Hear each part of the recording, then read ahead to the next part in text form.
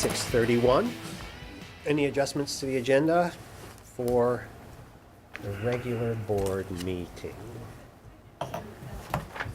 Any that you have, Lynn? Adjustments to the agenda? None.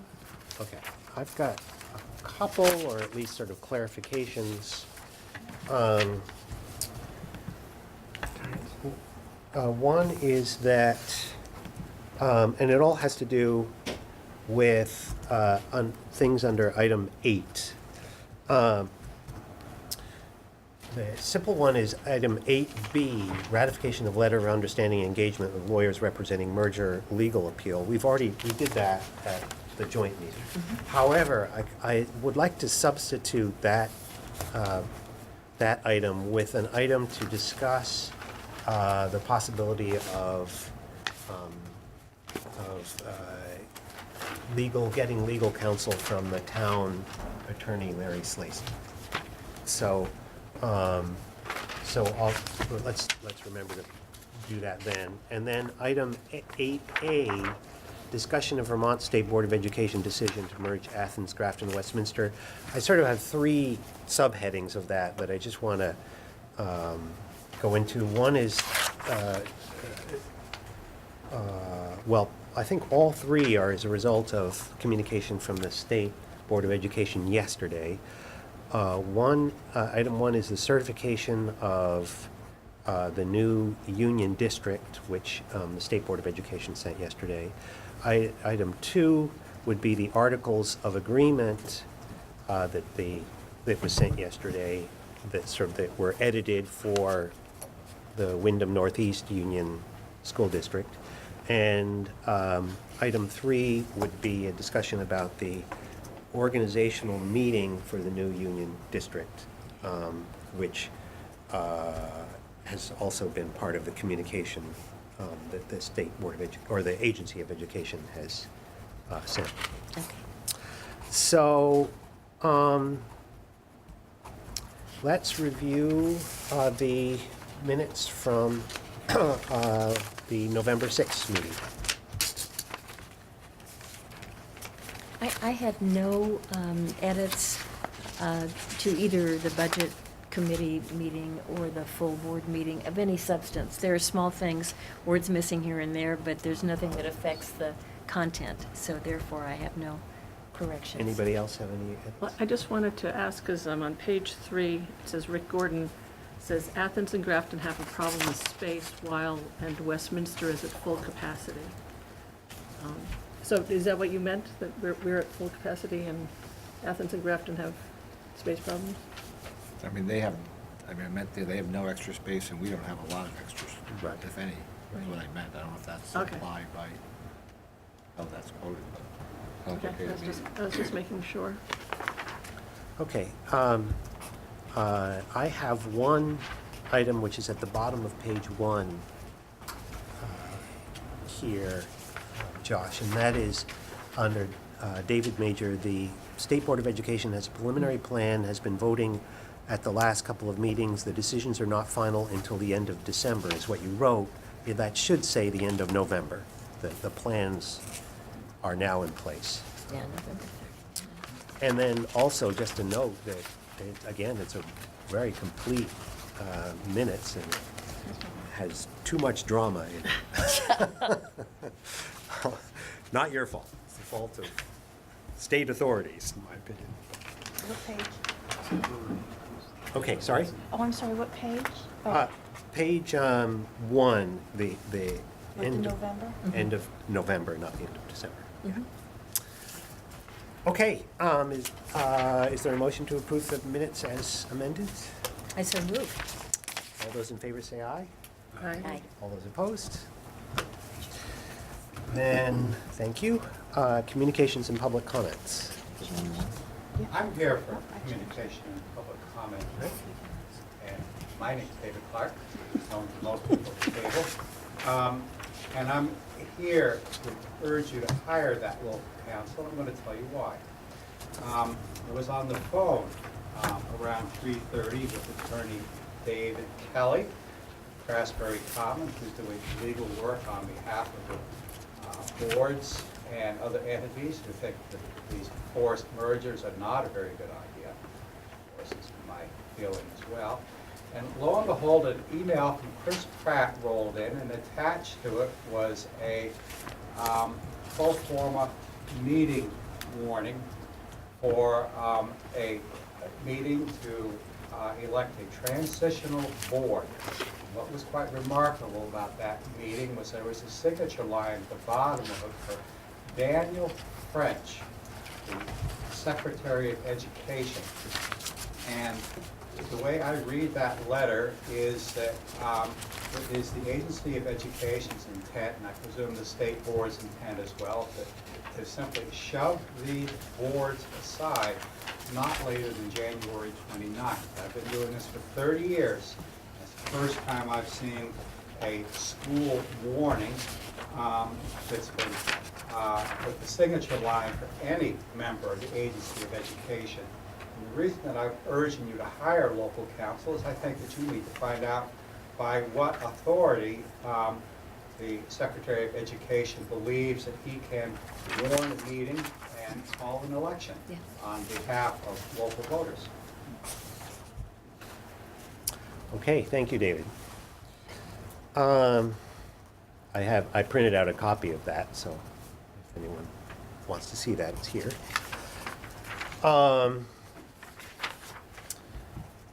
Policies, Lynn, are we talking about any policies? Not tonight. Not tonight, okay.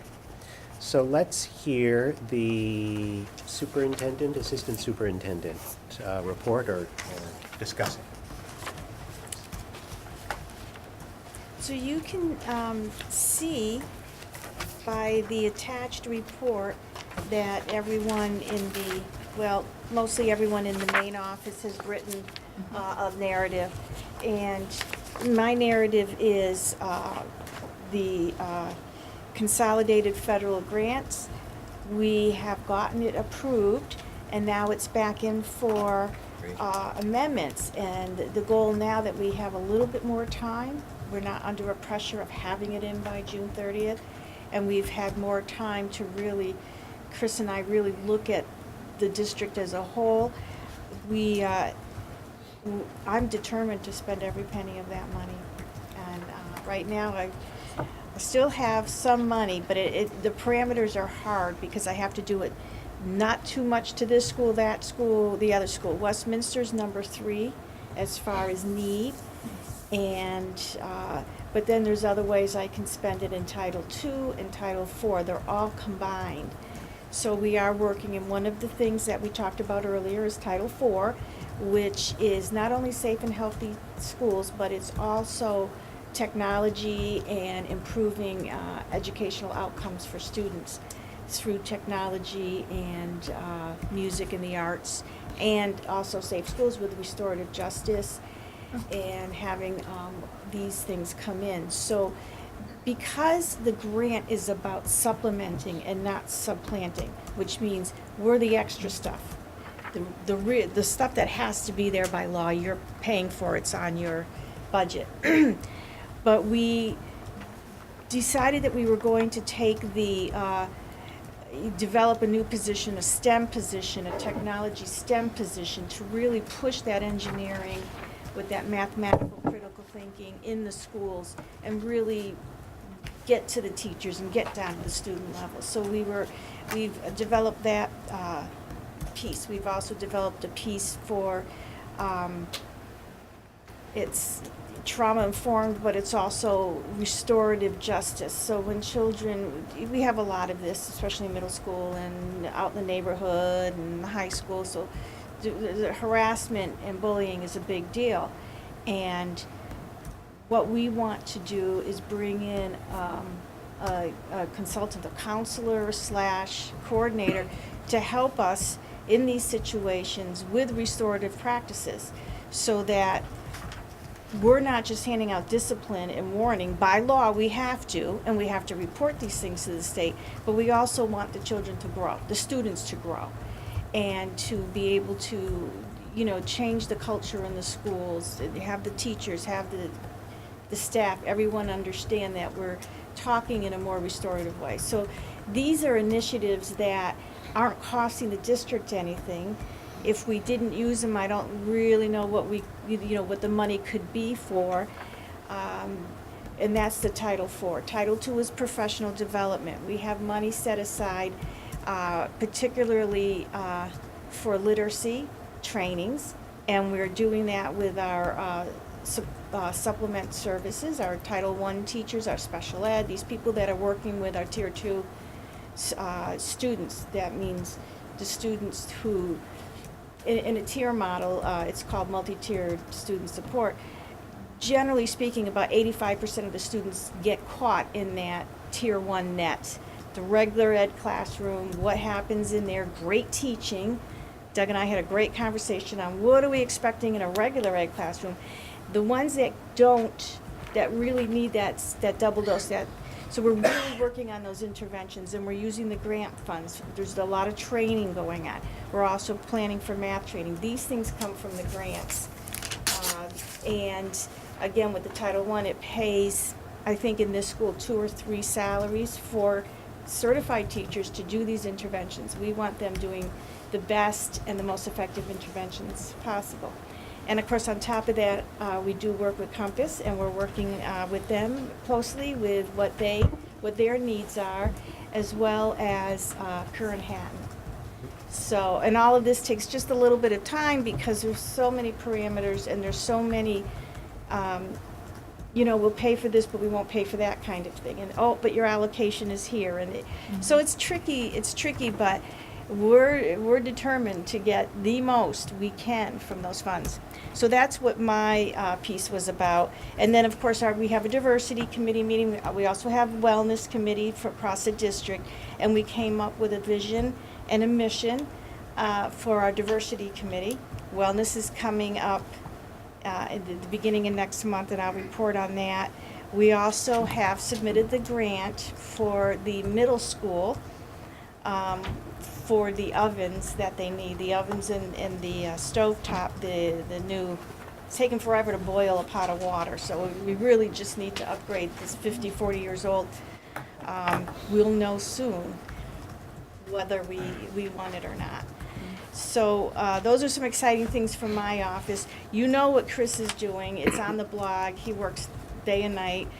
He is on top of all of these. We had a meeting today. He explained everything to me. So if any questions come up on this articles of agreement, I can speak to it. I also have him on the email waiting. So if I ask him a question, he can come right back with an answer. So, and then you can read about our special ed director. There's 33 new referrals. Mm-hmm. Not exactly cases, but what a referral means is the team that we have, the school psychologist that does the testing, the OT, occupational therapist, physical therapist, speech and language, all these people test the student to find out where the problem might be, if there is a problem. Then they have to go into these 3 gates. If they pass, then they get coded with special ed. The problem with the referrals is we are required to literally, they call it dispose of the referral within 14 or 15 days, which means if a parent says to us, for whatever reason, we'd like our child tested, we have to meet with them and say, what do you need? Why do you want, what do you want? What kind of testing will we do? And then after that, we have 45 plus an extra 15 days if we can't make it to do the testing. That's a lot of strain. 33 kids on a staff of maybe 6 or 7 testers. It's a lot, because not only do they do the testing, which takes a lot of time, sometimes 2 and 3 visits with the student if he or she is willing to be tested, but then there's a long narrative report that goes. So consequently, the referrals alone are a lot for them. And then, of regardless of whether they get actually go through all the gates. Right. And then Edie has her report in here. Before you move on, I do have a question about that one. One of the things I think the report said was that these are people new to the district, at least a great many of them. No, they're new referrals. New referrals? Yeah, so these students, those who have moved out or in from other schools, or in from other states, but they've also been re-referred or being referred the first time. So Doug could have a student in 2nd grade that kind of did well in kindy and first grade, but now in second grade, as the plot thickens and it's getting harder to move forward, they're finding that child's dragging. And That part I understand. Oh. It was a part about people coming, possibly moving in here from another area. There is a sentence here, Yeah. those students who have moved in from out of state make up the Right. majority of the new referrals. Make it- yeah, that new was my refers, question. yeah, they've been referred for the first time, re-referred, moving out of No, district. it's not that part, Yeah, Lynn. It's the it's- one that David just read. And it's also, we have to transfer those IEPs in, so very similar, not necessarily quite as intensive when they have to do all the testing, but, and I think that number might be a combined of the two Yes. things they're referring, but they, we still have to transfer that in, so the psychologist has to review all the prior testing and, you know. I understand that part. I'm just questioning whether we actually are getting Oh, people get that moving many, in. yeah. No, Yeah. but they're new referrals. I'm thinking, in the last month, Doug, have you gotten 2 or 3 students? Yes. Yeah, on the average, especially as Not necessarily IEP, but like, Right, in the right. last. But when week. these students come, we are getting new students, but they're, in each of the different schools, they're dribs and drabs. But with 5 schools, if you get 5 kids, there's 25 new students. And who knows how many of them need. So, yeah, they come for a lot of different reasons, but you're right. We are getting some new students that do come with, you know, needs for testing and/or needs for us to decide whether we're going to accept that IEP or make our own. So it's a lot of work. That makes sense. It's just something for us to track, and this will be in your principal's report, Doug, but you have developed some questions about why, and a little interview about when people go to another school. Mhm. So I'm just trying to figure out where are these people coming from? Why are you coming here? What do you want? Right, it's wonderful, maybe, you know, anyway, because That they're would be a not lot all of going fun. to be Not special. appropriate, but it would be fun. Yeah. But anyway. you know what? Not being stereotypical or anything, but sometimes when families move more often, those students have trouble catching up and keeping up with their grades, and so they do come with more needs. Because, that's the way it is. Thank you. No problem. Edie's report is right there. She's here telling us there's been a lot of work going on up there, a lot of work. Not only doing all the budget and the end of the year and getting all that, but on top of it, of course, transferring to the universal coding is monstrous. It's just a lot. And I could tell you that we don't have anything from Harley, but he's doing really well. Very successful, and I don't know how many of you came to the celebration here on Thanksgiving, but that butternut cider soup, whatever it was so good, and the salad was delicious, and everyone was happy. And no one got sick from the salad that we Yeah, I know know. of, so that was like the worst news ever to get the day after serving romaine lettuce to Yeah, I know. 400 people. No, Harley actually called He the did. person that, the company bought it from, and they were not on the list, thank goodness, so. Yeah, he does a lot of local buying, so that's cool. And then Ricky, with technology, they're getting ready for the Smarter Balance. We meet with the technology committee, so that's part of what I'm involved in too, and they meet quite a bit on Monday mornings. And then we're still looking at our Chromebook program at the middle school. What they've done is hired students, particularly those students that say, oh, it doesn't work. So they've hired the kids to teach them how to fix them so that they are part of the solution and not just the problem. Nice. Yeah, that's a good education in itself. Thank you. Great. Any questions, more questions for Lynn? Thank you, Lynn. Could I just comment though, Yes, sir. when Edie, when Lynn mentioned that Compass and Kern Hatton are getting part of this title money, that's federally mandated, that's not some taxpayer or some decision Right, made at the no. district level, that's Mhm. federal funds go to schools that are dependent. Thank you. Okay, then principal report. Yeah. So I didn't get it up in time. I don't think for you to get paper copies of it. So I brought some paper copies if people would like those. And unfortunately, it's 3 pages because I think my font was too big. So that's awful, but That something. That's that way. Sorry, there was no staples, but I saved you staple money, even though I printed in color.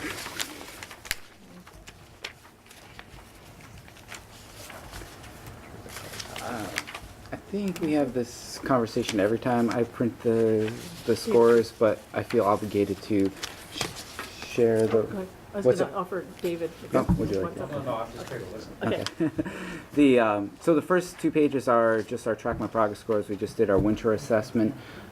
We did the window opens in November, and we kind of did it right away because we wanted it to coincide with when report cards were going home, just as an additional piece of information for parents. I don't know how much stock I'm putting into this grade level equivalency thing, but it's kind of a new toy that they came up with. It's some sort of metric mumbo jumbo kind of a thing. I just thought it was an interesting measure, a different way of looking at it versus percentile versus nationally. Sort of just saying, okay, on average, how are your students in that grade level doing for that grade level? And then I also put in the percentiles more for continuity's sake, just because all the other reports had percentile things in there. So the scores are nothing that we're like, yay, let's get in the paper about these sorts of things. But given the time of year and the window was 8 weeks from when we first gave the first assessment, it's also not unexpected. So again, this window closes in end of February. So that whole window is kind of the birth of that. So those are the scores. And I guess I can give you a second to look at those in case you have any questions before I keep rambling. And just looking at grade 5 reading going down, Yep. which is a surprise, I would think. Yeah, definitely. Yeah.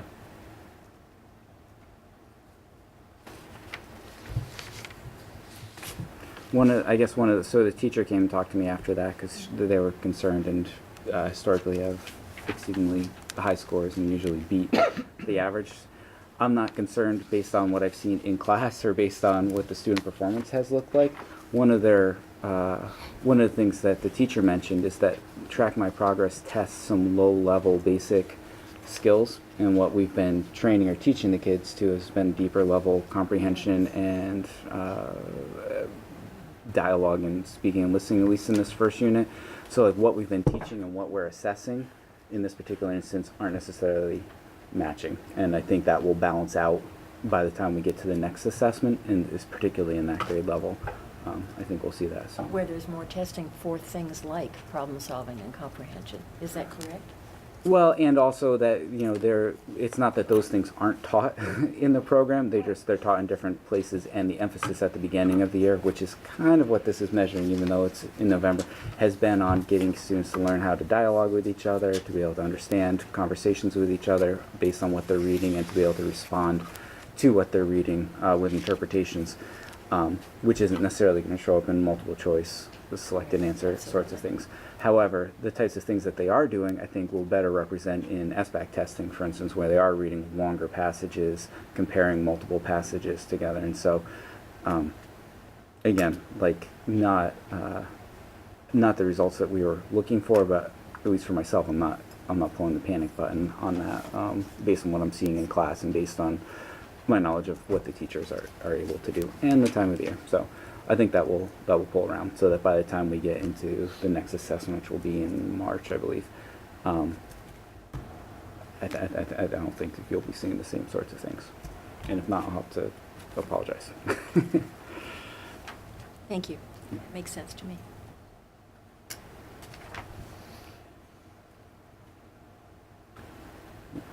I mean, the one, I only bring this up just because of what it is. The class, we have that one combined class, that fourth grade class that's been combined since their existence.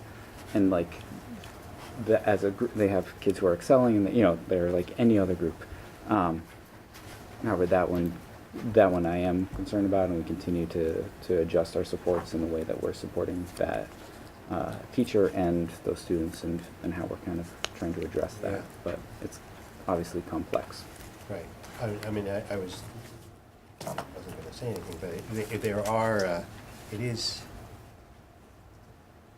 it is, we all know that there are classes that excel and other classes that struggle, and for reasons that are really hard to fathom.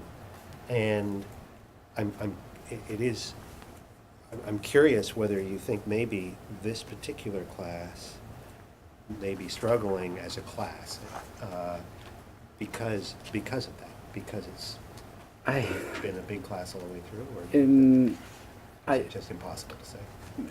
I don't think it's 100% impossible to say. I think there's multiple variables that go into there. Mhm. They have a much higher percentage of students requiring intensive supports than other classes. So when you look at that percentage, like, it's almost double the rest of the schools. And I don't think that's fake.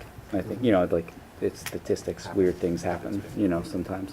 I think that being together means that whatever learning experiences they were having over the years, they've shared, and so that kind of compounds and doubles over time with interest, if you will. And while they made really great gains last year, that doesn't.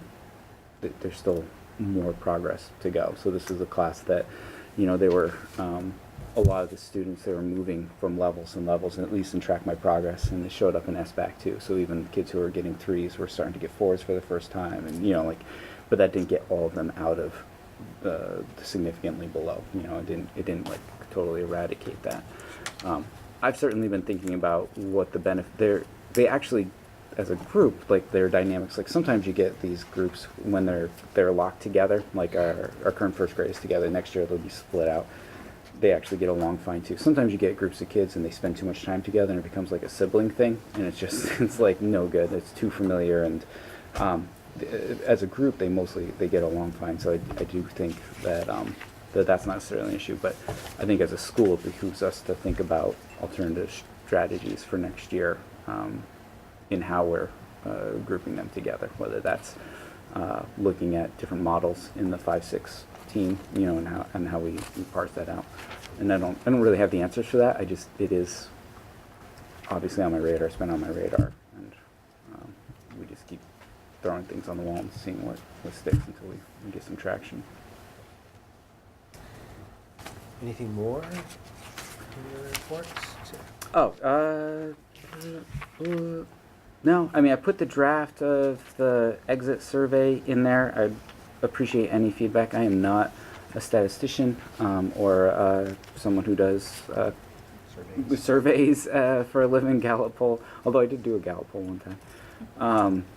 And so I was trying to be explicit and careful. You know, some of these things are directly, like, you know, why did you leave? Like, I know why people left in some cases, and I try to include that in here as a measure that may be something that other families would also experience. And then trying to give enough room so that they could elaborate on what they needed to elaborate. But I also wanted it short and simple enough that people would actually take the 2 minutes to fill it out. So. How would they be how would they be provided that opportunity?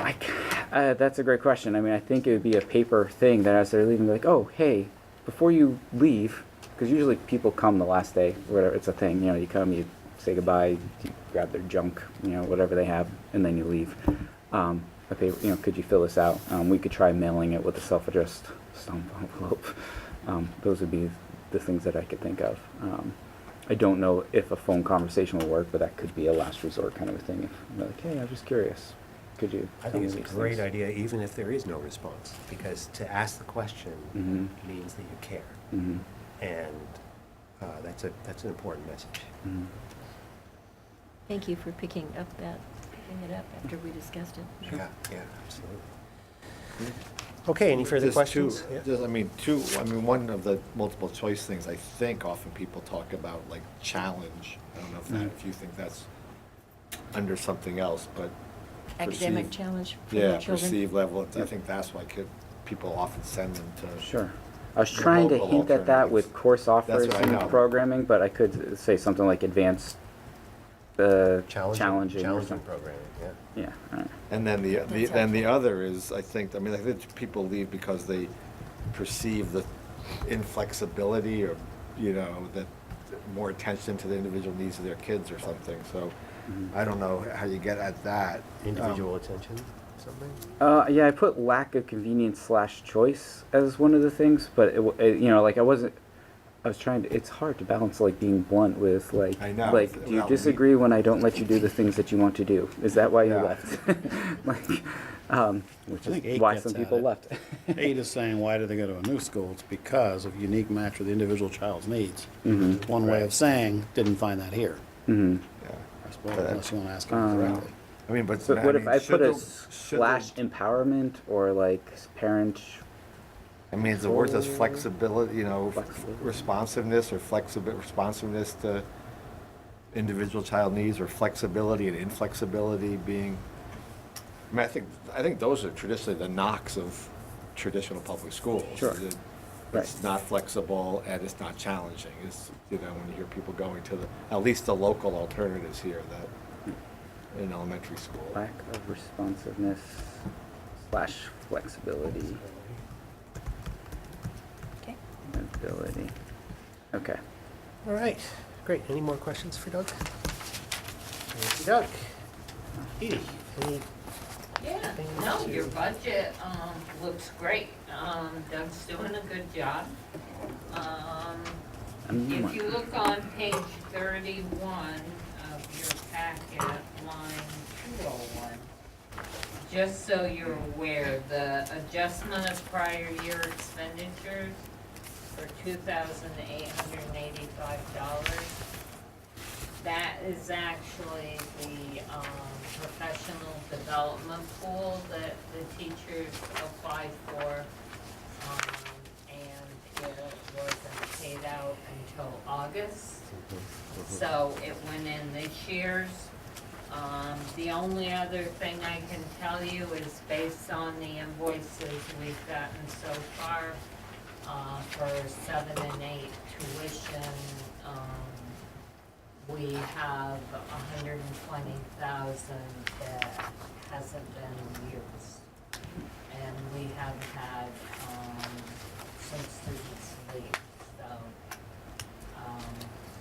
we'll have to wait and see, because that could change at any day. But right now, you're ahead of the game With tuition. with tuition, so. But other than that, the budget looks great, and Doug's doing a good job. Great. Any questions for Edie? Thank you. You're welcome. Okay.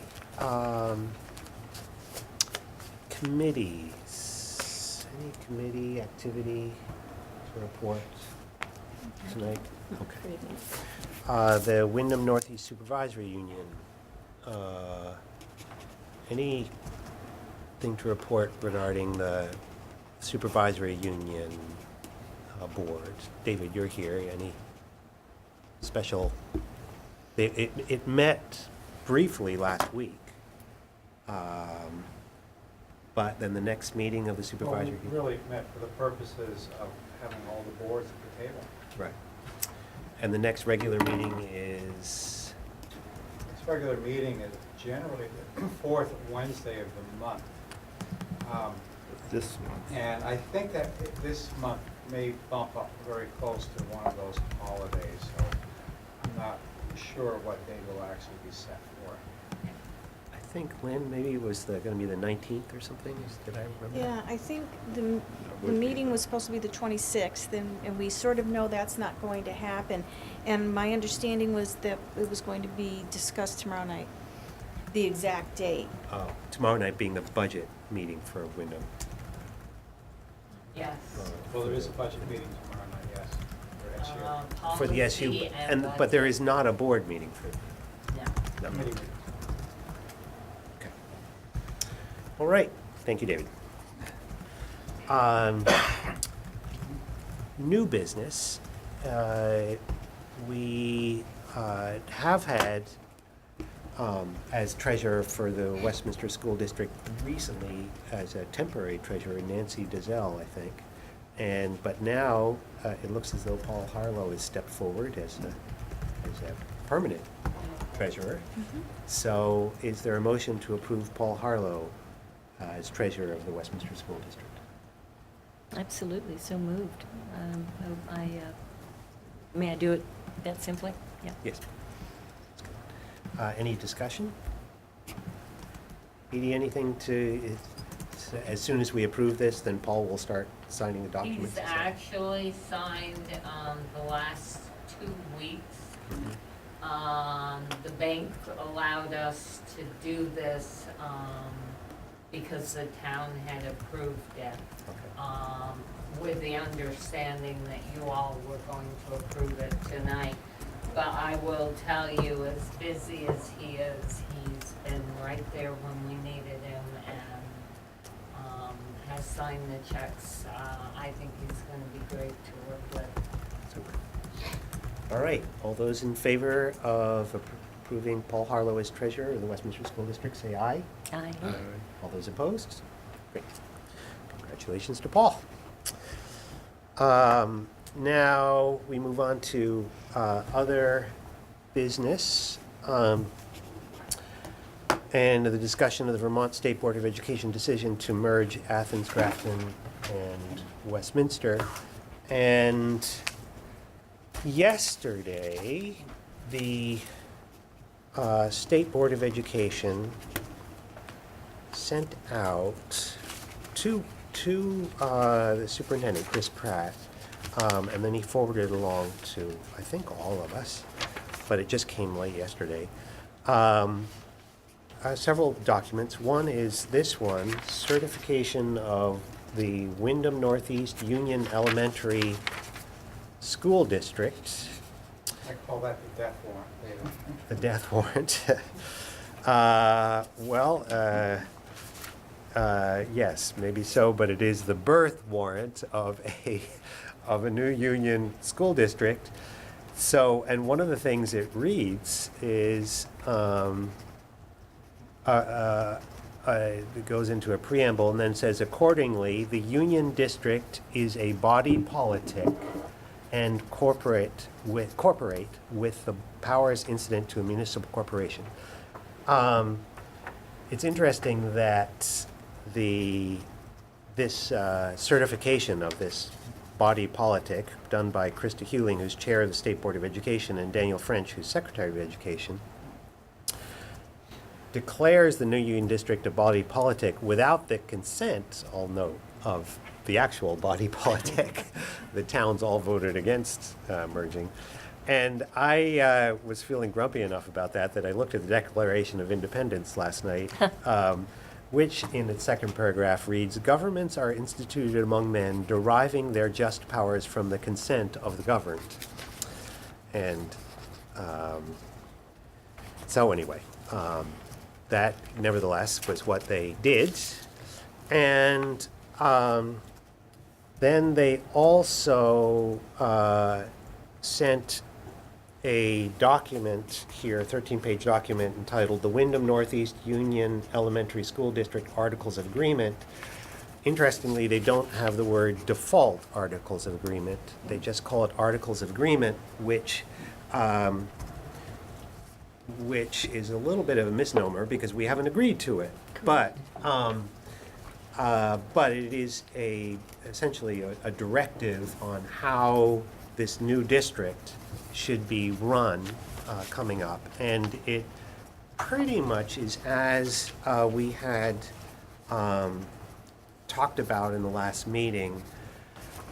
They're expecting an organizational meeting of the new district by January 29, at which point at that organizational meeting, the temporary or the transitional board would be sworn in. And the transitional board is supposed to be composed of the chair and clerk of Westminster, the chair and clerk of Athens, and the chair and clerk of Grafton, unless the boards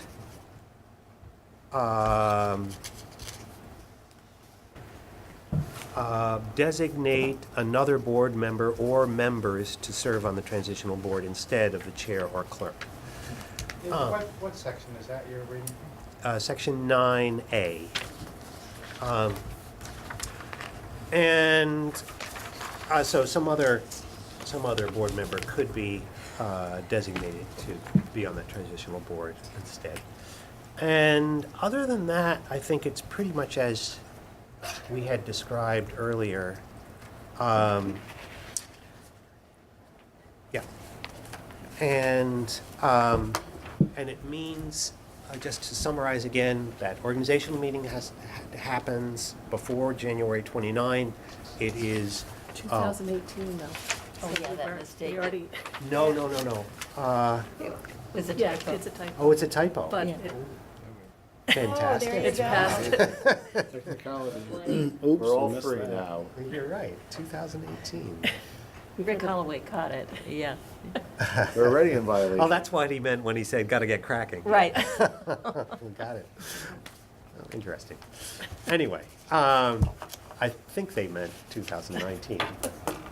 Maybe that's reason for for the judge declaring an injunction right there. Null and void. But the reason for that January 29 is it's 60 days after they declared the final statewide plan. Then, and at that meeting, transitional board is sworn in. Transitional board is supposed to develop the budget for the new union district, which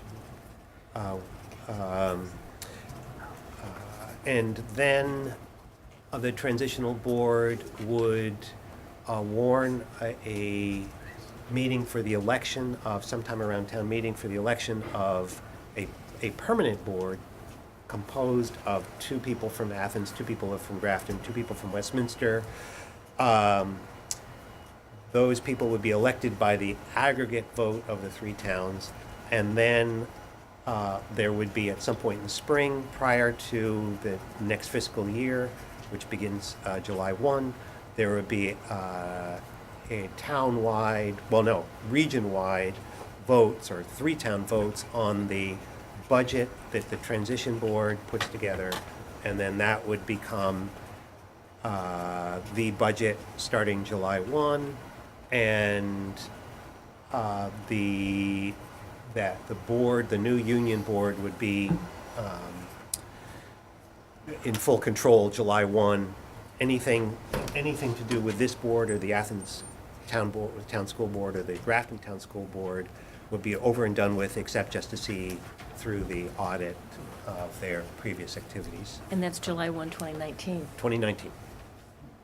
So that's pretty much what this says in here. Now it does give the opportunity for the new union district to alter some articles of this agreement. There's a list in this about articles that can be altered. Most of them can't, but there are a few that can be.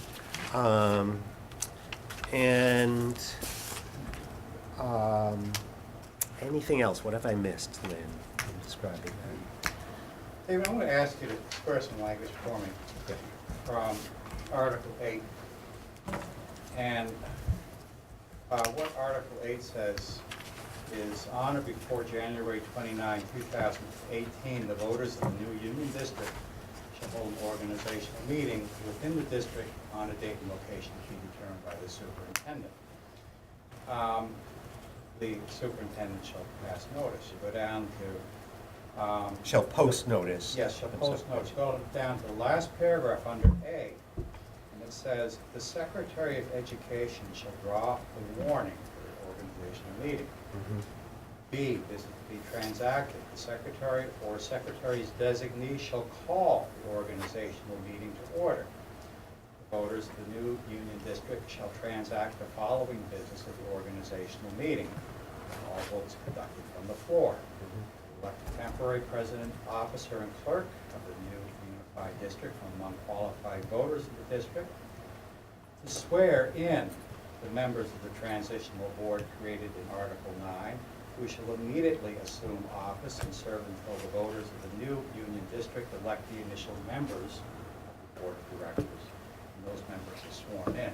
My reading is that there is no continuity between this board and the successor transitional board at all. And that would appear to be borne out, as I said when I came in under communication and public comments, by the fact that the meeting is being called by the Secretary of Education. It appears to me that based on the language of Article 8, we play no part, meaning you play no part as board members in the transition process whatsoever. And that's why I suggested that you should hire local counsel and seek his opinion as to where the Secretary of Education draws his authority to usurp the powers of local boards and their voters. Yeah. Yeah, thank you, David. It is, in reading that, it's a bit of a puzzle picturing how that meeting would take place and under what authority and how it all, I'm urging you to hire counsel because my reading is you're all done by January 29th, and the Secretary of Education is going to make sure of that, okay. or Yeah. his designee. Yeah. Lynn? tell me. My understanding is pretty basic, as opposed to David's, but my understanding is when the new board meets, the transition board, they only deal with new business. The old board continues until town voting day with the old business. And I believe that means the budgets and all the business that the old boards are working on now, the boards. And they finish up all of that at town meeting day. Then on town meeting day, the new elected board takes over from the transitional board and the old boards. I would ask the Yeah. assistant superintendent if she can find that passage within the no longer default articles of agreement. Yeah. Okay, well, I need to do some research. Yeah, my understanding is something similar to that, but except that there's this big puzzle that David is bringing up, and that under this, the meeting we just held, the committee meeting we just held, has no authority. That work will be duplicated by the new Union District Transitional Board for a new budget. And the work we just did is unimportant. Because the budget that we were just talking about is for the town of Westminster School District starting July 1, 2019. That school district, according to the state, won't exist 2019.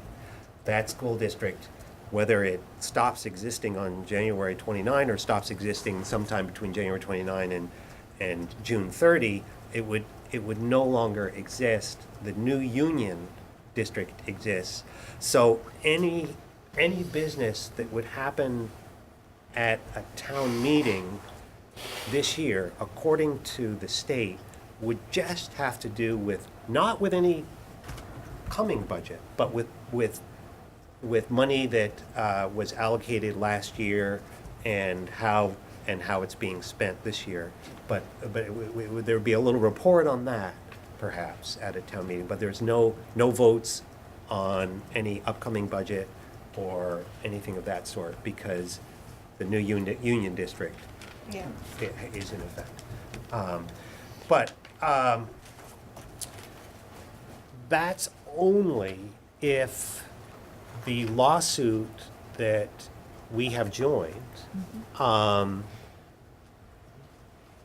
goes nowhere. If the lawsuit that we have joined together with, I think, 31 or 32 other towns now, goes forward, that is, the judge declares an injunction or a stay on this, then presumably it would be business as normal until it's all sorted out legally, and maybe beyond that, depending on what they sort out. So, and that, right now, is a completely open question. In fact, the lawsuit has not yet been filed. They're expecting to file it within a week or two, the group of judges that are working on it, but it's very complicated because they're dealing with now 32 different situations at least, and they're trying to, you know, incorporate all that into the lawsuit. So they're working hard on trying to wrap that up. Okay, so I want to talk about these things a little bit and then move on to the subject of council. Any questions, more questions about these documents that the state sent yesterday? No? Yeah, but I had some question about, you know, the long-term thing, but I don't know if I even care the answer since I don't really want to get to that. But are they saying that in the long term, we're going to elect 2 people from Athens, 2 from Grafton, 2 from Westminster always? Or is it going to be one big? There is Regional. well, they are saying that always, unless, that is one of the things that could be amended. So you can amend that makeup of the board over a period of time. Initially, that's what it would be. But Yeah. you can amend that to change it to a different board makeup. It seems to violate the one person, one vote expectation of our It does, Constitution. it would, except that the votes are aggregated. Yeah. That's how they make it work constitutionally. They say all 3 towns are voting for these Yeah. people. Apparently that works. Even though you're saying Maybe. where they're from, and that's unusual. Yeah, I know. And can we That amend the voting- name of the district to the We can Joseph amend the Stalin name. Re-Education District? We can amend the, I'm sure they'll like that. but that, we can amend the name if we want to go, if we comply with the process up to the point of having this transitional board and so on. So perhaps that's the next thing to talk about. Quick question first, though, Yeah. the voting public that we talked about are the ones that would ultimately decide if we were to change the number of seats per town. Right. Would be based on that whole voting population. They would show up at the supposed meeting on the 29th at some Well, no, location. yeah, or some other meeting that was, Yeah, yeah. at some location central to our 3 towns. Yeah, on top of the pinnacle. Yeah. The at pinnacle top, cabin. Or on Route 35, so now they paved it. I think that corner, right, where 35 hits 121. Cambridgeport. Yeah. Yeah. Bridge. Yeah. At what point in the agenda, David, would we be talking about harm to Athens, Grafton, Yeah. and Westminster? That You're right. We thank you for the at our joint meeting, I knew I was missing something. At our joint meeting a week ago, or whenever it was, the lawyer said it was important for us Yeah. to talk about and get to him a list of the harms that would come to Westminster if this goes ahead. And I think why don't we go ahead and delve into that right now.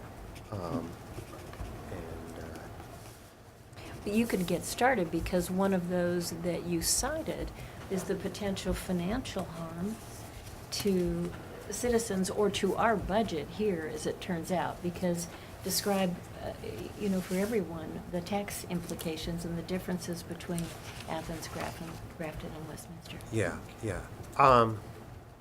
The consequence of that could bring harm to our students, our instruction.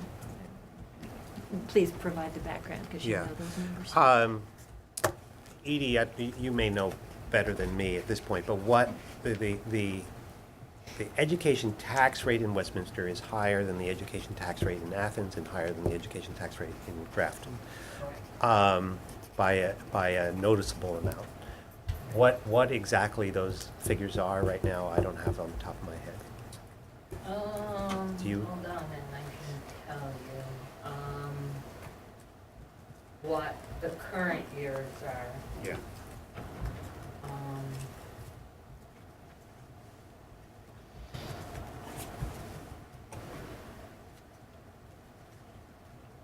Athens, was $1.48, Grafton's $1.38.5, and Westminster's about $1.64. And that would be average.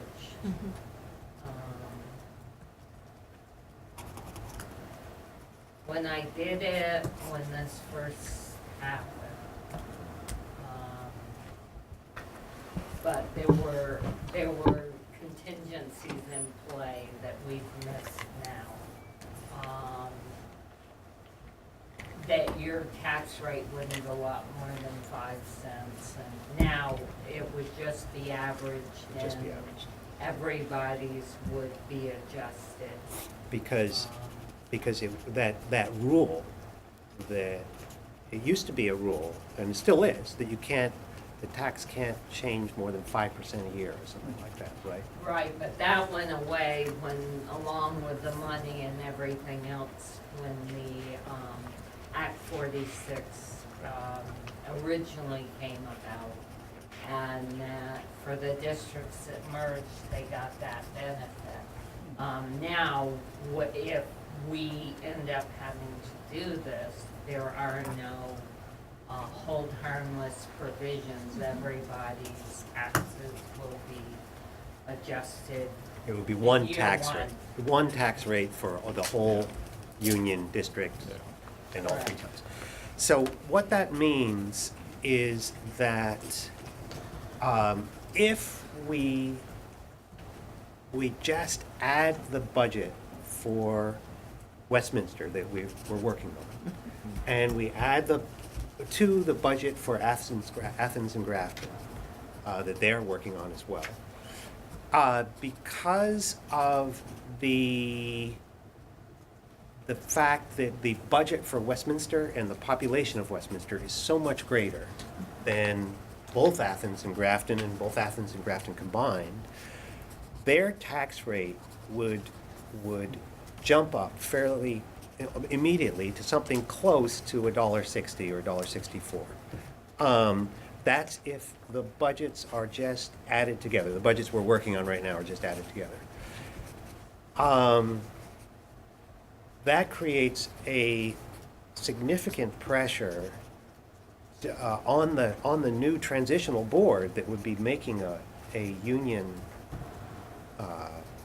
district budget to cut the budget so that the property owners and voters in Athens and Grafton don't face a quite large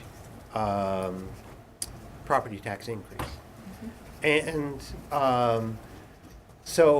but then cutting the budget wouldn't just mean cutting a Westminster budget, it would mean cutting the budget for the union district, cutting programming or whatever it might be for Athens, the Athgraph School, and for the Westminster School by some fairly significant amount in all likelihood, if the object was to keep the property taxes low or at their current rate for Athens and Grafton. So there is harm for Westminster if this process goes ahead and the new joint board tries to keep the property taxes roughly where they are for Athens and Grafton. There's also harm for Athens and Grafton. There's harm for Athens and Grafton property tax owners if significant harm if the new union district goes together and the budgets are simply added together. The budgets of the towns are simply added together. So that's a fairly significant harm that would come like this. You know, however, we don't know what direction, but it would be a harm that would come fairly quickly to the towns.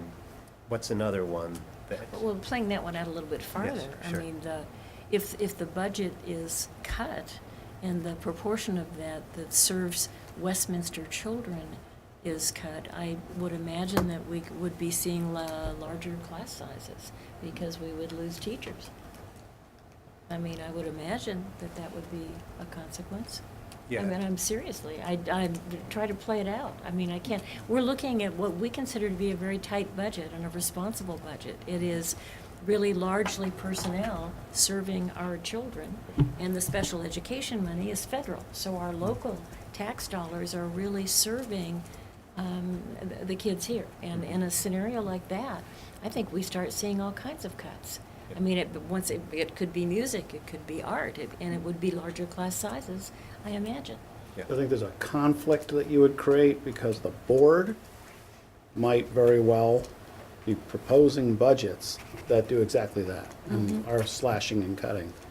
The town that votes, the overall voting public that then votes for that budget might not. So then you're creating a conflict, and you potentially could have a pretty ugly Yeah. budgeting crisis. Right. Yeah, yeah, because that budget would go before voters at some point between town meeting and July 1, But a high percentage of them come from Westminster. and a high percentage of them come from Westminster, assuming Yeah. they showed up. 190 some odd parents, student parents would be there in force. The community would be there for us. Community would be Yeah. there for us, You know, yeah, I yeah, think, yeah. yeah. Yeah. So that's one set of, that's one. That's one chaos Monumental that would be nice to growing set of avoid. harms. Right, right. And another one is, it's connected to it, and it's not, it's actually a benefit for Westminster in a sort of weird way, and that is that Westminster is the only town with a long-term debt. So Athens and Grafton would have to assume, in paying their property taxes, they'd be paying off some of the debt for the gymnasium addition that was added onto this school some time ago. Yeah.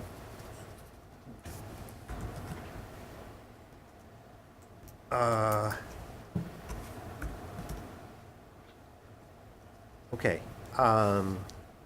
Other harms. We've talked about this before. The State Board of Education does not seem to have any resonance with this idea, but the impact on town meeting and civic participation, the whole civic engagement, where no longer would the town be voting on the budget for the community. I'm going to put those as two separate categories, because impact on town meeting and also impact on civic engagement. Right. Because one fairly obvious consequence is you wouldn't be having this number of school board members from Westminster, you'd be having two in a regional board.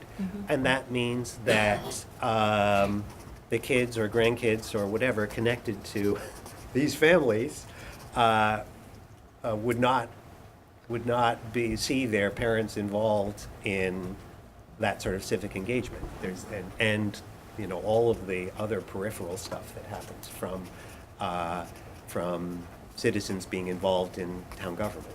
There would be less of that. But another issue, you know, we'd say the less representation, and this is a contradiction to a stated goal of Act 46, is less transparency of the budget. While the assumption is, you made the assumption that both our school and Athens Grafton would be hurt by cuts or by, there's no saying that's true. I mean, if Athens and Grafton have 4 members and we have 2, they could say, you know, we are going to just put all the resources in Athens Grafton School, all the increases, or they Right. No. they can. Why can't they? Because And as- you wouldn't know in the budget. They say, here's the budget, and we're fixing up the gym at Grafton. We're putting in, you know, we're painting in Grafton, and the maintenance budget is $400,000. Yeah, but I think as one district, it would need to have the same programming and facilities essentially up for all the students in that district. Okay, well, that, on that point, then the harm is losing programs Yes. that are That's- unique to here. Yeah. But still, there, I mean, there's still less transparency. I mean, program you can Right. say, but I agree. like maintenance, for example, you don't know where the maintenance budget is. You know, the board can say, and it may be totally legitimate. Grafton's gym needs a lot of work. Our gym is new, therefore 80% of the maintenance budget is going to Grafton. But that also could, you know, mask discrepancies based on the town of residence of people on the board. And I'm not saying they'll do that. I mean, I like the people from Grafton and Athens, but the potential is there, and it's certainly less transparent. I mean, Well, that's such an ironic thing about this, Yeah. this law, which was passed supposedly to increase transparency and Yeah, accountability. exactly. Which it does if you're looking from the top down. If you're looking from the top down, there's fewer budgets to look at. If you're looking from the bottom, and also, each budget has, well, not in this case, but in cases of fully merged districts, each budget incorporates the supervisory union budget in the school budget, and it's, Yeah. well, one big budget. But from the bottom up, from the people who, you know, the voters, the citizens looking at it, they're looking at a budget which is not just for their school or their town. They're looking at a budget that is for all these schools they don't even know, you know, exist or where they exist. So they have much less read on, you know, who's plowing and where the teachers are and all that kind of stuff. There's just much less familiarity with the, so it becomes a totally obscure budget. Reduced transparency. Reduced Yes, transparency. absolutely. Yeah, yeah. A related question, if I may, what happens, is Rockingham now an independent school district and we're a new merged school district? What happens to the supervisory union, which, by the way, was included in the law as an alternative structure? But what happens to it now?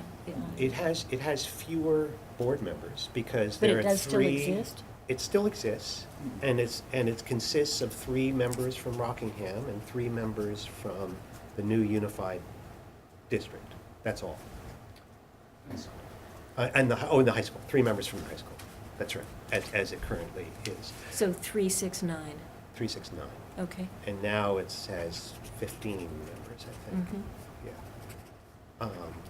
So there's a, I mean, you know, on one perspective, the fewer people, the more efficient and so on, but on another perspective, it's less human energy.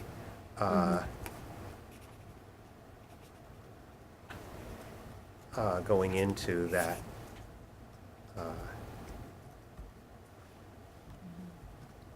you know, I don't know, Both the SU board and the high school board, too, Yeah. similar. I don't know if this is rehashing too, it's a harm, but again, the transparency, I mean, it's what I call the Art Lettieri effect. You know, the Art Lettieri who step up at town meeting, or whatever the new thing is called, the regional meeting, when they ask the board, this line, little picky line here, where's that money going and why is it 12 cents more this year?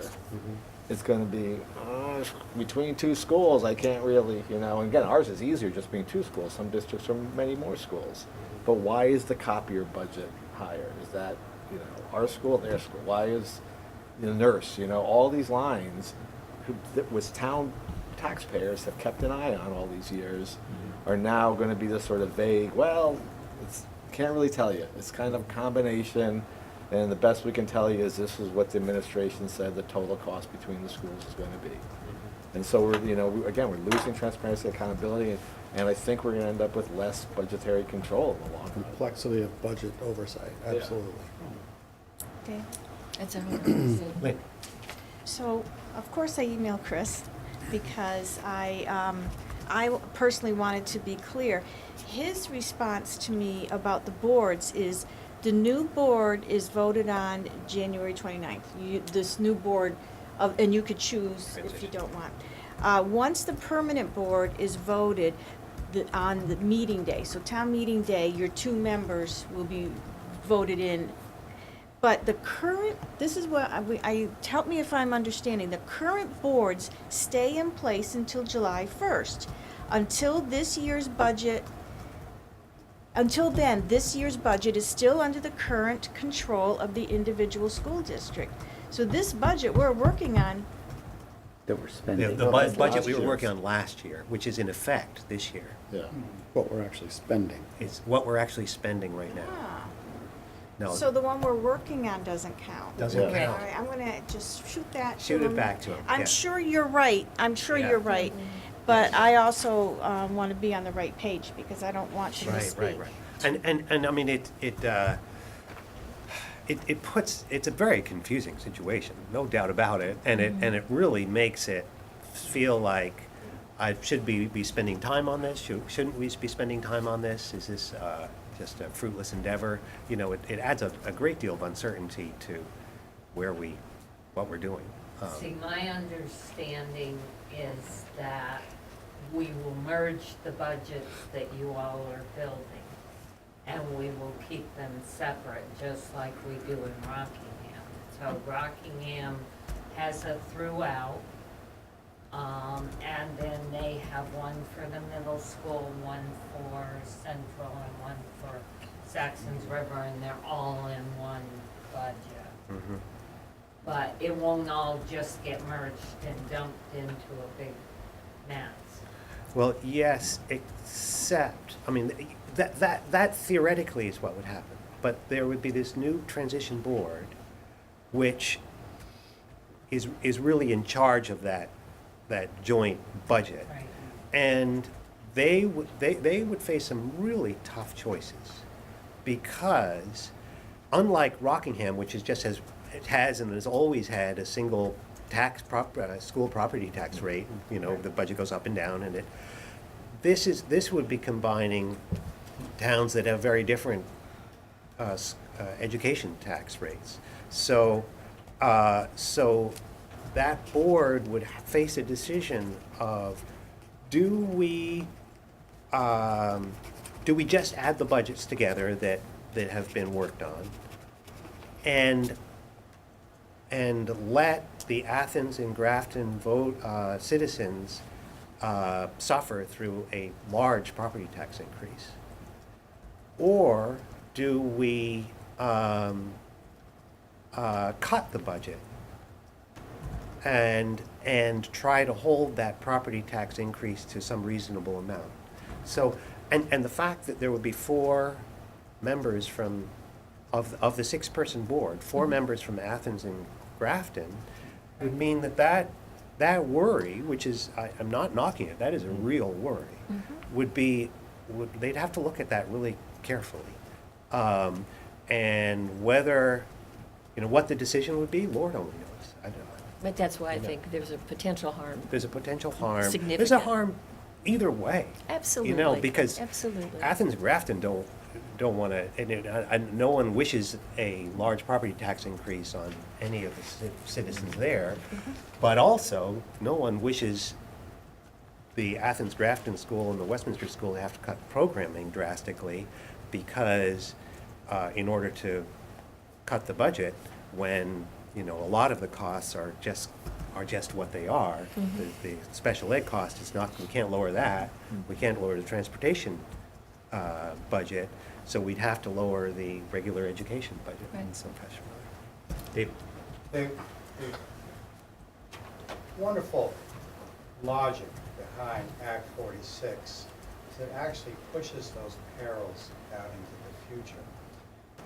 What I mean by that is that at this point in time, the schools within the WNESU and their boards have developed very good working relationships.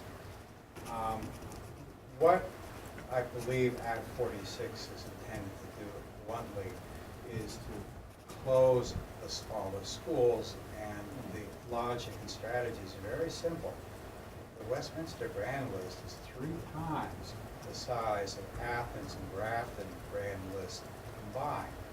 So when that institutional memory, meaning us, begins to disappear from the board table, I think that the decisions will be made on a much more of a pocketbook level.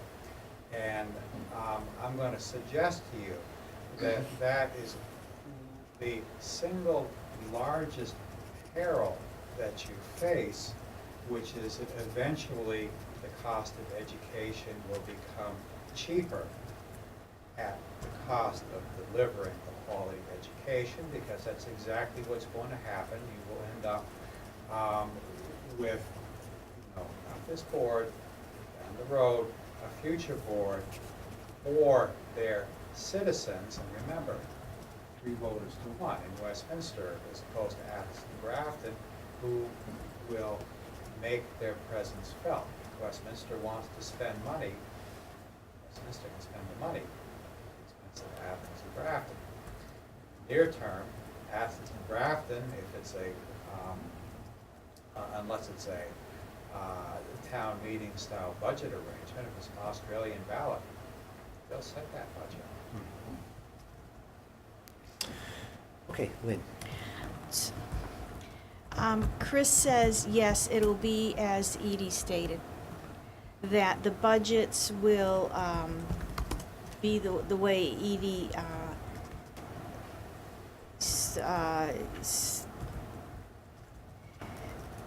the way Edie said with Rockingham, I'm sorry, Edie said, it'll be like Rockingham, so there'll be one, but then Athens Grafton would have their piece, and then this one would have their piece. So, Right, like, because- maintenance costs wouldn't be merged, those kinds of things wouldn't be merged, so the cost would not be the same tax rate for each town. No, it would be one budget, so it would be one tax rate. Oh. We'd need a new federal ID, we'd have to, contact the Vermont Municipal Bond Bank to change the ownership of your debt. But the federal handbook, all those numbers that we have to use, requires us to do it by building, by school. So, we have to keep them separate. But what the The future detail, yeah. board will do is up in the air. You keep the details separate, but there is still one budget Yeah. that ultimately rolls up to, and over time, that just becomes exactly as Rick described it. Which is problematic because, we could put in like we want, instead of cutting the budget like we try to, adding more, and then Athens and Grafton have to Yeah, they pay for it. Foot the bill. Yeah. Or they could say, again, I mean, the budgets may be separate, but then Right. they could say, the members from wherever could say, we don't want to pay for that thing at that building. We want to pay for this thing at this building. Yep. So you could tell, but it's still cut. That's just not as Okay, clean. Yeah. any other thoughts about harms that could be passed on to this joint I mean, legal it's a effort? minor harm, but, there is this board members are going to be driving somewhere. Someone's going to be driving a lot more. So that's bigger than that too is also the fact that the goals of Act 46, in order to meet that, we're gonna be spending a lot of money on busing people from Athens and Grafton to get the same opportunity that our students do. Or if they don't if we don't end up cutting a lot of those opportunities to avoid the busing costs. It just creates a Another harm. conflict, another conflict. Another harm, I think, is the disposal of the asset of the buildings in each of these towns. No longer will they belong to the towns, right? They will belong to the new district. Right. So I think that we need to address that, and I think the taxpayers need to understand that as well. Process-wise, I think, we've done, I think this has been a wonderful effort at getting, some brainstorming and some content around the harms. We need to put it into writing and get it to the attorneys in the next week.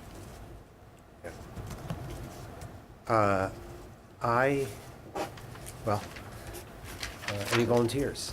Can I mention one other harm, and Tim's brought this word up, several times now, is this is going to create potentially more conflict between our communities than bring us together. And again, I ski over Grafton. I kind of like those towns. I have no way of meeting people in those towns in any real capacity. And so the potential harm of misunderstanding and not being having common spaces in which we know each other and are able to make wise decisions, and therefore leading to long-term conflict of like misunderstandings is really potentially great. I mean, and the to Hewling, whatever, she said, like, the advantage of Act 46 is her last statement, and, you know, after they passed the thing, was we just need to think of our community sort of as a larger entity. But again, I think that's great when you're in Chittenden County, maybe that makes sense, you know, Yeah. but when you look at geography around here, really, it's unrealistic, and again, the potential is more for conflict than bringing our communities together, as much as I'd be happy to be in community with Grafton and Athens if we had natural venues in which to interact. Well, the thing is that right now, we have what feels like a pretty good thing going in the, Yeah, in the the SU, Northeast yeah. Supervisory Union, and in the Yeah. cooperation and collaboration between the towns and Yeah. sort of idea sharing and stuff. And the potential exists for this to harm that, for sure. Absolutely. Um, Wouldn't that list get exponentially bigger if we had, say, the audience we had 2 weeks ago? The harms? Yeah, couldn't this list be substantiated greater by could, but- our but I'll tell you usual the- clientele? Yeah, it could. But there are certain ones here that are going to have legal Yeah. that will make sense in the legal minds, and others which won't be particularly relevant Yeah. for any kind of anything to do with the legal appeal. All right, is there a volunteer here who might be willing to write these up and then maybe run them by me and get them to David Kelly or the legal team? I'm certainly happy to help. What's our process, though, to, this would be, so that we pass the test of public meeting and that kind of thing? Well, this is a public meeting, This is a public meeting. We've generated ideas. We're going to Generate. document those. and we're welcome to have, and we're welcoming any other ideas that anyone might have. Absolutely, absolutely. In terms of timing, Mhm. this joint legal effort, he would like to have as many harms as he can get, or the legal team, talking about David Kelly, who's leading it, but Correct. the whole legal team would like to have as many of the sort of individual local harms that towns foresee in their emails or in their pockets as quickly as possible, so they can write them up Right. when they ask for an injunction or a stay on I'll be happy to volunteer to do it. okay. And then do you want to Can you give write that- write up some notes and then? Can you get Josh to give you some of the I was electronic actually just gonna version? email you right now what I had so that you didn't have to wait for the minutes to be posted. Perfect. Thanks. Great. Do you have a WNSU email that you? Yeah, why don't you email them to Cheryl and to me? So david.major@wnasu.com. And then are we gonna entrust Cheryl to just, whatever she sends is good enough, or publicly can she share them Yes, she with does. one other person? And Why like don't you share can- them with me, and then we'll just get it up to date, up to the, And that's good with everyone, that's fine, good with me. Right. is that all right? I didn't know if you wanted help, if we could work together, and then you can get to David, or if singly is better, I don't know. The only issue is if it's 3 people, it becomes a quorum of Yeah, the okay, board. okay, that's good. That was the question. Okay, yeah. Okay, that's great. But, that's an odd question here, because it's something we're asked to generate, Mhm. and it should be representing what we as a board have talked about. I almost would like legal counsel about that, how we could have everybody on the board look at it. I mean, Yeah, but It's it's pretty something that can be straightforward. added on to. Yeah, It's okay. not set in stone, it's not a legal document, it's not a motion, it's not anything of that Well, sort. that's true. That's true. It's just ideas, throwing ideas out. That's true. And Okay. I don't think so. Consortium of lawyers. Thank you, that's helpful. So. And it's represented, it would be a rendering of what we discussed Yeah. tonight. Yeah. Yeah, okay.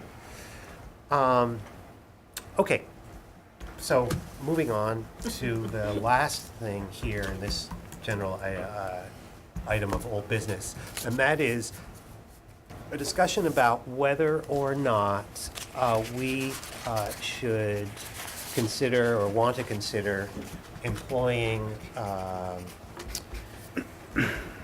Larry Slason, who is the town attorney, as to help us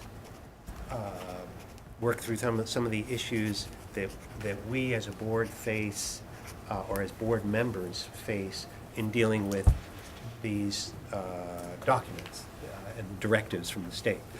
And it was interesting to me,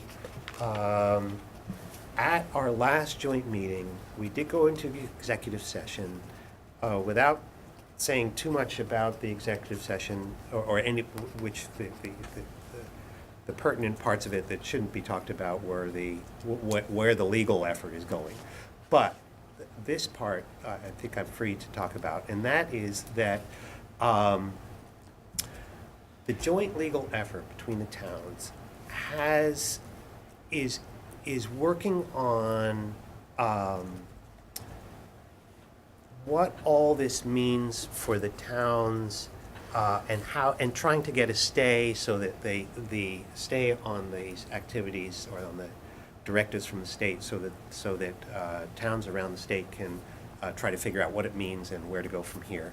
And the legislature can also have time to have another look at it, because the legislature won't go into session until early January. The main or two of the main lawyers were in our executive session, and they said they didn't really have any advice for boards. Should you comply? Should you not comply? That wasn't part of their they just didn't have any good answers. And I know some board members around the state are complying with this and are going, planning to form the transitional board or be part of the transitional board, and other board members are not. And because there's several lines of thinking. One is if you comply, then a judge looking at it is going to look at that and say, well, if you're able to comply, there is no actual real harm in letting the whole thing proceed, and so it weakens your case. And but at the same time, if you do comply, you have the opportunity to work on amendments and try to fashion things perhaps in your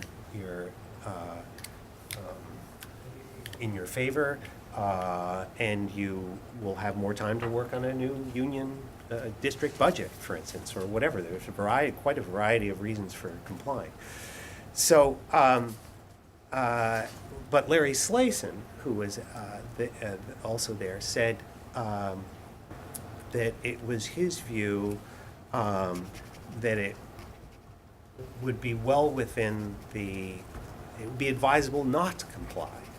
And at least in his early review of it, and he had worked as the attorney helping Vernon in the beginnings of the whole Act 46 process, when Vernon got a special law passed that allowed them to sort of weasel out of it for a while.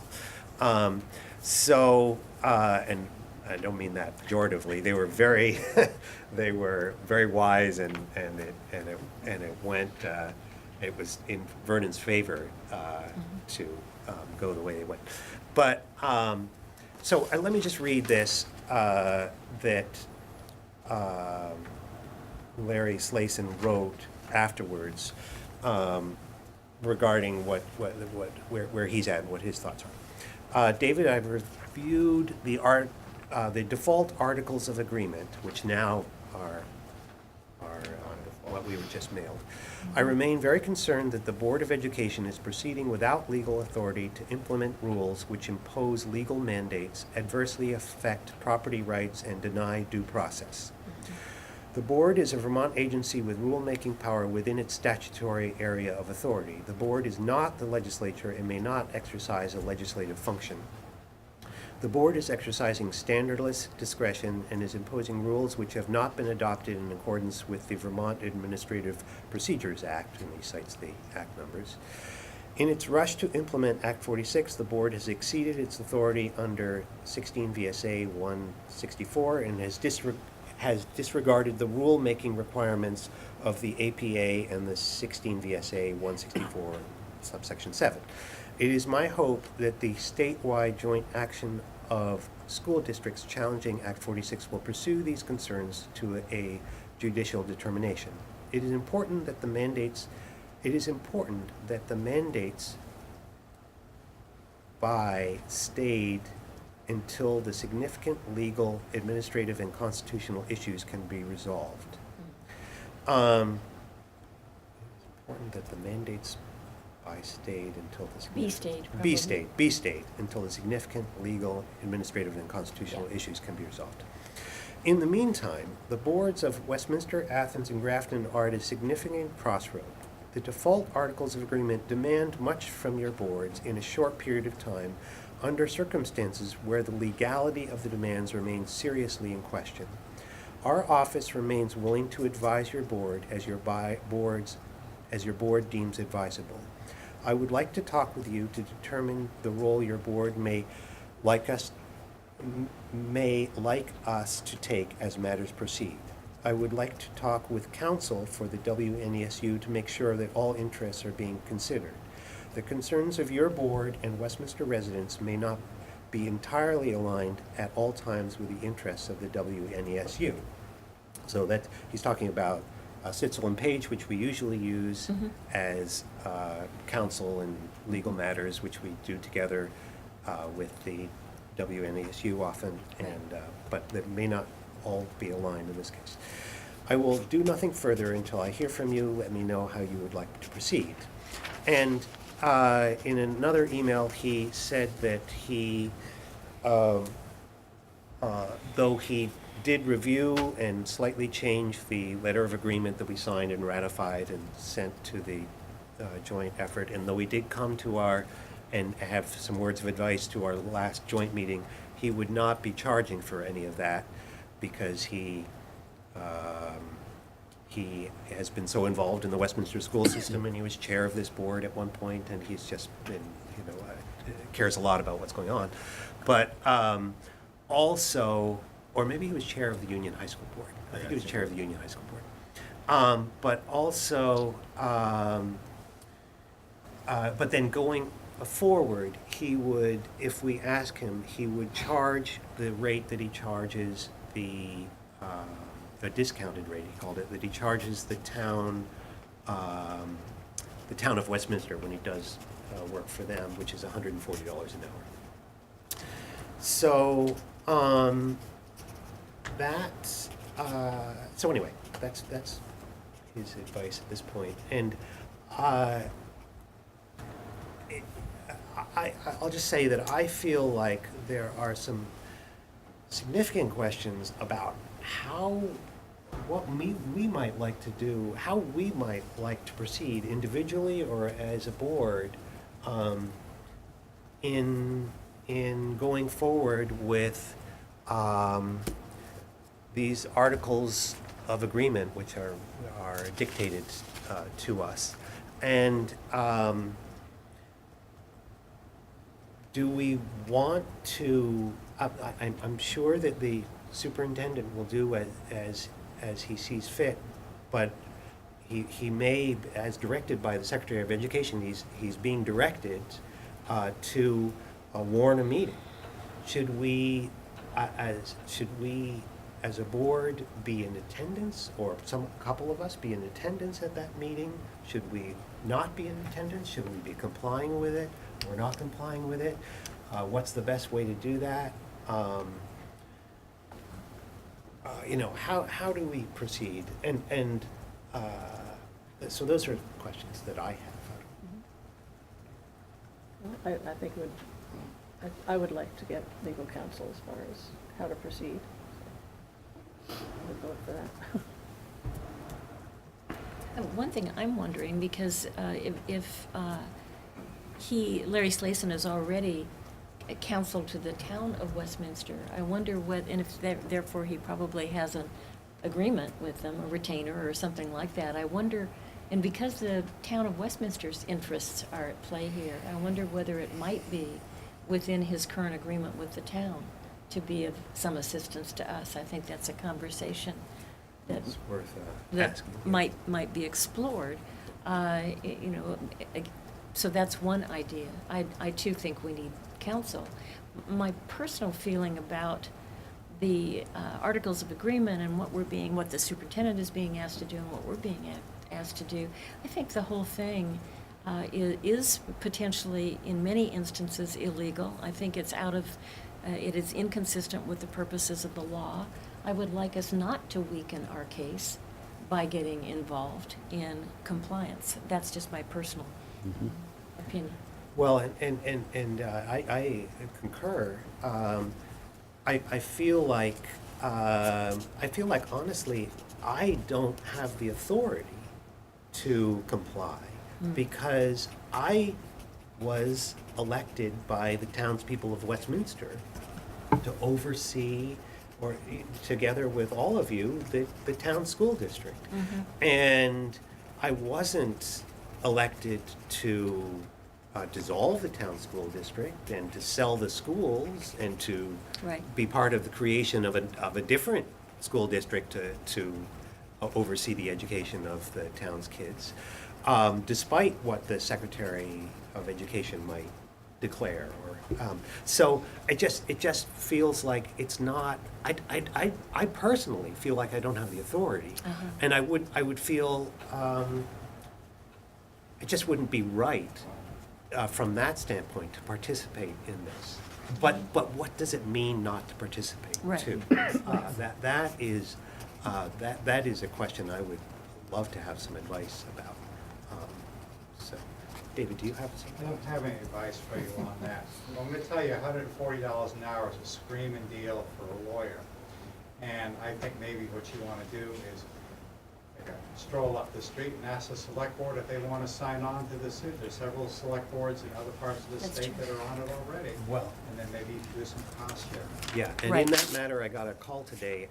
They asked me to come to a select board meeting to describe what's going on because the select board, to a member, is very concerned about the whole situation. So, I recommend that we do that. Yeah. Yeah.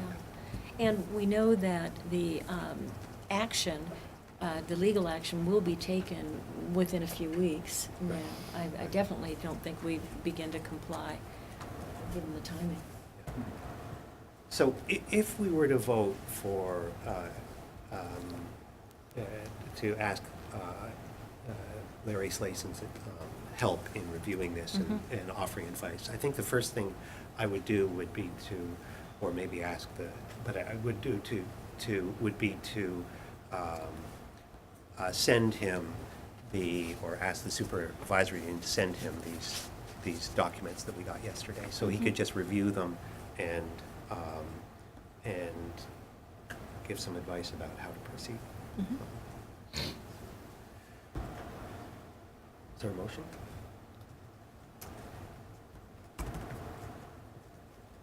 Do we need a motion to just contact To- Larry Slason to seek counsel? Yes, I think so.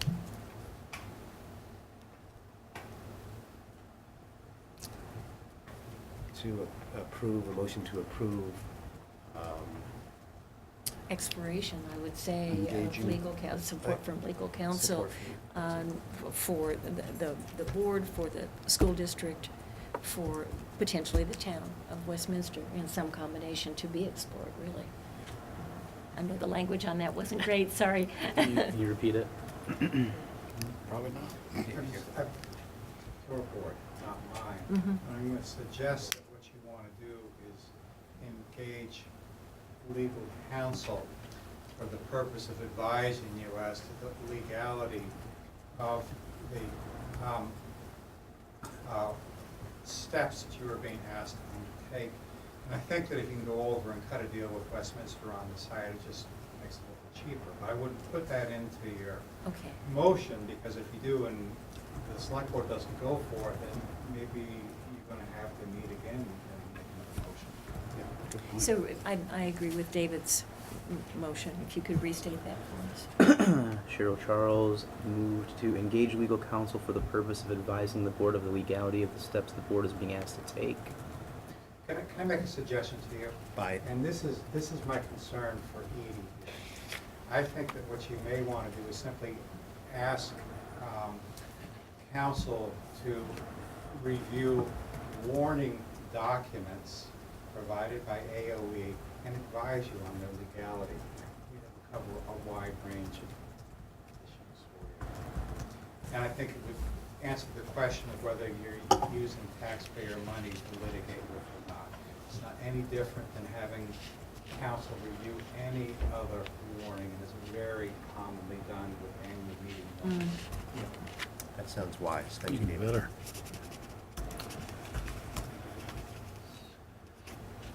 Okay, Josh, do you have some? Cheryl Charles moved to ask council to review a warning document provided by the AOE and advise the board of its legality. Documents, plural, Documents. their legality, yeah. Their Okay, legality. any further discussion? All those in favor say aye. Aye. All those opposed? Okay, great. Thank you. Yeah, thank you. Thank Thank you for you. your help, too. And I will, I'll contact Larry Slason.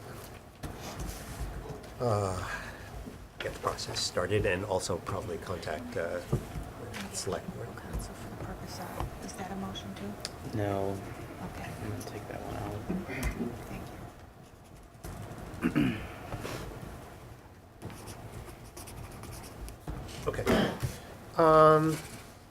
Now, let's see, are there, I think that's it for old business. Appointments and resignations? Yeah, we have something to discuss on that matter. I don't know if it might be prudent to first go into executive session to discuss the details of that and then come out and do whatever action is Okay. required around that. I'll tell you what, why don't we do that, but first, let's, before everyone leaves, are there any directors' comments that anyone has? No? And date of the next board meeting, let's settle on that, too. Okay. Not December 25th. December 25th. Not that one. I'm going to be gone for 11 days coming up from the 12th to the 23rd. So I wouldn't be here in 2 weeks. I'm happy if the board wants to without me, that's fine, but the problem is budgeting. Edie, when do you think I think the main, one of the main items of the next time we meet will be to hopefully approve a budget. When do you think the SU budget will be finished enough so that we can feed it into Well, ours? we're meeting tomorrow night. I think we're gonna need at least one more meeting after that. So I would hope we'd meet the following week. Okay, which would be like the 19th, sometime there. So if we were to, we could then meet either the last week of, between the Christmas and New Year's time, but both those holidays are on a Tuesday, or we could meet the first Tuesday in January. Meeting the first Tuesday in January, would that be That's And kind of late. kind of I mean, late as for far as, approving a budget? if you, that's when you need to approve your Right, budget. right. If you wanted to have another meeting, that would be a problem because the town's already asking for the budgets for I spoke with them the today. annual- The annual booklet, so yeah, they're hoping to get it, probably within, a week of your first January meeting. Russ Hodgkins told me today that like the 14th or somewhere of that of January would be like the last. So we do both on the 8th, and we do a budget meeting sometime between now and Christmas. Well, You're not there. it doesn't make a whole lot of sense to do the budget meeting until after the 19th, when I assume that the budget committee, if the budget, SU budget committee is meeting tomorrow, and then maybe a week from tomorrow, So that would be the 9th. 12th. So the 12th and then the 19th. It would have to be right after that. We've gone through the budget quite a lot. I feel like we could go with that first. First Tuesday Tuesday of in January, so of the 8th January. of January. Okay. Yeah. Okay, so let's do that. That works. Let's do that, and then Right. if for some reason we have to call a special meeting, we'll Right. do it. And that would be a budget meeting plus a full board Plus, meeting. budget meeting plus a Mhm. full meeting. Okay, January January 8th, 5:30. Great, thank you. Thank you. Okay. So now, We have the supervisory union meeting on the 18th or the 19th? 19th.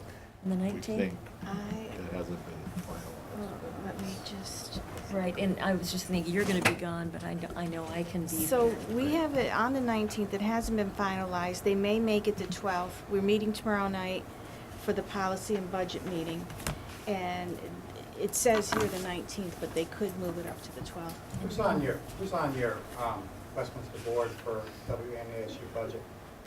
Budget? I don't know. Budget, I don't know. I don't think any of you are. I don't think any of I'm us are. I'm gonna mention this because, you know, you could possibly have a special on the 19th ahead of the SU meeting. Do your budget. Yeah. I will not be here. Oh. Can you do the 19th?